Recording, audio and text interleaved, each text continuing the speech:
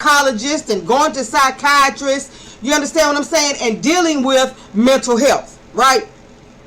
Because I just want to expound on that so that we can begin to understand the kind of ancestral generational trauma that has been passed down to us, so that we can understand that now that we have a better understanding of stuff, we can begin to break those cycles, and we can begin to start healing that ancestral generational trauma, and we can start breaking those generational curses and those generational patterns that have kept our people kind of stuck in certain mindsets, in certain ways of thinking, in certain belief systems and all of that, because there was a time that the only thing black people had was their spirituality. You know, you go to the pastor or you go to the folk at the church and you talk about your problems and all of that kind of stuff. But even that didn't deal with some of the deep-seated trauma and mental illness issues that we had in our community. But that was about the only thing we trusted. Was the folks in the church. You understand what I'm saying? The pastor, blah, blah, blah, this. That's about the only thing we trusted, because we certainly did not trust the dominant society, these white folk. We certainly didn't trust them as far as the medical establishment was concerned, or as far as the psychiatric establishment was concerned. And I just want to give you just a little back information on that, and I found a great article to do that with. So that's what I'm going to do now. I'm going to read from this article. Right? This article came out March the 11th, 2019. And because it's an older article, some of the statistics and the numbers and all of that in this article may have changed a little bit. And of course, you are always welcome to do your own research. You are always welcome to go in and research some of this and pull up your own numbers and pull up your own articles and all of this. But I just wanted to give you just a little bit of insight as to why we still remain so traumatized. And when I say we, I'm specifically talking to black folk, especially black folks in America, but black folk globally. And that's not to take away from the fact that other ethnic groups, other races of people, other cultures don't have their own ancestral generational trauma and generational curses to break. But I'm talking about my people now. Right? Because that's my lived experience. So, again, this article came out March the 11th, 2019, and it's by Uchenna Yuma, or Yume, right? Yeah, I think she's, I know she's African, but I think it's Nigerian or something like that, but we'll get into that. And the article comes from, I was just taking a sip of something to drink, y'all. The article comes from blackpass.org. And of course, I'll leave the article down in the description box on the podcast, on Spotify, as well as on YouTube, so you can go back and you can read this article for yourself. Take time, read the article for yourself. Now, I'm not going to make this too long, so I don't know if I'm going to read the entire article, but I'm going to read enough of it for you to get the gist of the information that I'm trying to bring to you. And the title of the article is Mental Illness in Black Community, from 1700 to 2019, a short history, right? And again, it was published March the 11th, 2019. And it shows like a picture of a person and maybe their brain, but these are the stressors on diverse ethnic racial groups: racism, discrimination, poverty, violence. Right? And it says this: mental health disparities factors. Members of ethnic and racial minority groups in the U.S. face a social and economic environment of inequality that includes greater exposure to racism, discrimination, violence, and poverty, all of which take a toll on mental health. Right?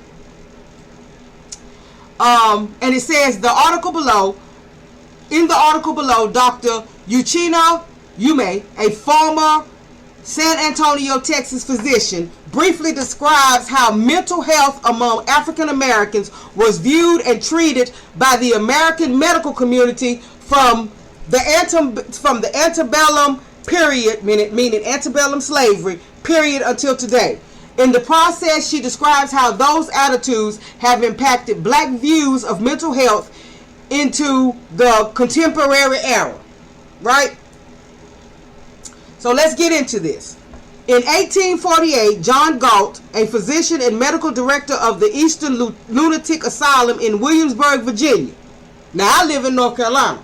So this is just across the border in Virginia for us. Offered that blacks are immune to mental illness. Galt hypothesized that enslaved Africans could not develop mental illness because as enslaved people, now just listen, they did not own property, they did not engage in commerce, they did not participate in civic affairs such as voting or holding office. This immunity hypothesis assumed, according to Galt and others at that time, that the risk of lunacy or being mental ill or whatever would be highest in those populations who were emotionally exposed to the stress of profit-making, principally wealthy white men. So basically, because black folks didn't own shit, black folks didn't have shit, they were enslaved, they didn't participate in shit, they didn't buy, they didn't sell or whatever, then they didn't have to worry about having any kind of mental illness. This was in 1948 by John Galt, a physician and also the medical director of the Eastern Lunatic Asylum, right? That's how he felt. If indeed this statement was true, then I, a woman of Nigerian ancestry living in the United States, as well as some of my family members, friends, and acquaintances, my patients, their parents and grandparents, all black, should never have struggles with mental illness, with mental health issues. Yet we all have. Unfortunately, we of African ancestry have subconsciously embraced and propagated this narrative, much to our detriment, believing as if this problem does not exist in our race. Hold on, y'all. Hold on for just a minute. Alright, y'all, sorry about that. Let's keep going. In September of 2018, I quit my job as a physician to focus on public speaking with the sole purpose of increasing awareness about mental illness among people of African descent, African ancestry in the United States. Now, right here I want to stop. All of us black folk in the United States did not come from Africa. That's not what I'm saying. That's not what I'm pushing or whatever. I'm just reading the article. Okay? So, let's keep going. I had become aware of a substantial increase in depression and suicidal ideation in my patients. The more I researched this topic, the more I noticed that the problem is increasingly prevalent in the contemporary community.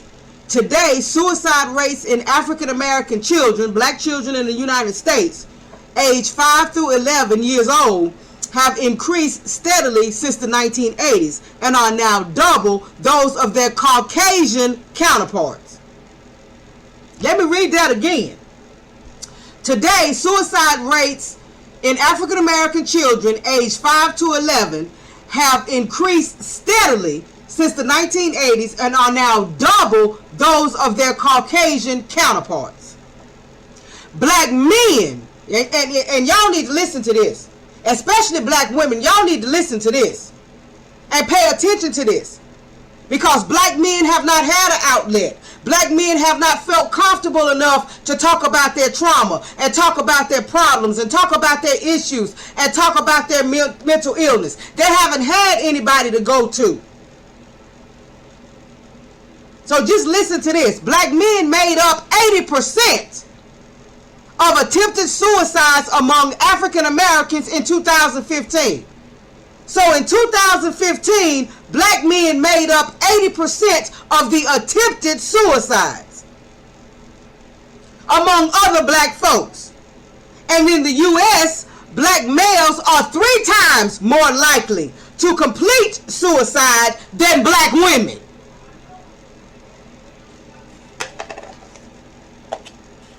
Now let's take that in for a minute. While we running around here talking about black men ain't this and black men ain't that, and acting like black men have somehow had some kind of benefit